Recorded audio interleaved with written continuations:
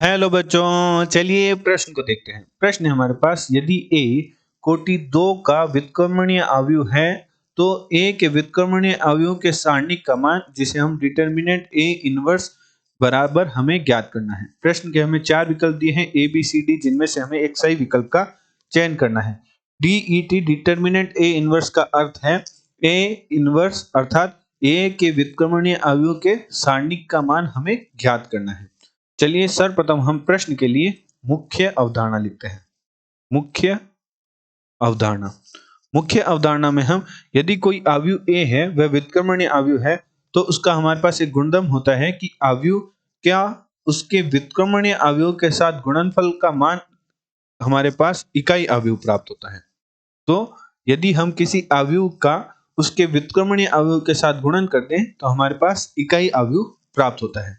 अतः प्रश्नानुसार प्रश्न में हमें एक अवयव दे रखा है जो कि व्युत्क्रमणीय अवयव है 2 गुणा 2 कोटि का। तो मुख्य अवधारणा से हम कह सकते हैं कि यदि ए एक व्युत्क्रमणीय अवयव है तो उसका ए के व्युत्क्रमणीय अवयव के साथ गुणनफल का मान हमारे पास इकाई अवयव प्राप्त होगा। इसे हम समीकरण 1 नाम दे देते हैं। अब हम समीकरण 1 के दोनों पक्षों का सारणिक ले लेते हैं। दोनों पक्षों का सारणिक लेने पर तो हमारे पास प्राप्त होगा ए गुणा ए का व्युत्क्रमणीय अवयव का सारणिक बराबर इकाई अवयव का सारणिक। तो इकाई अवयव के सारणिक का मान हमेशा हमारे पास क्या प्राप्त होता है? 1 प्राप्त होता है। एवं हम जानते हैं कि यदि 2 अवयव दे रखे हो ए और बी और इनका यदि सारणिक ले रखा हो तो इसका मान बराबर होता है सारणिक ए गुणा सारणिक बी के। अतः हमारा जो बायां पक्ष है उसे हम लिख सकते हैं सारणिक ए गुणा ए के व्युत्क्रमणीय अवयव का सारणिक और इकाई अवयव के सारणिक का मान हमारे पास प्राप्त होगा 1।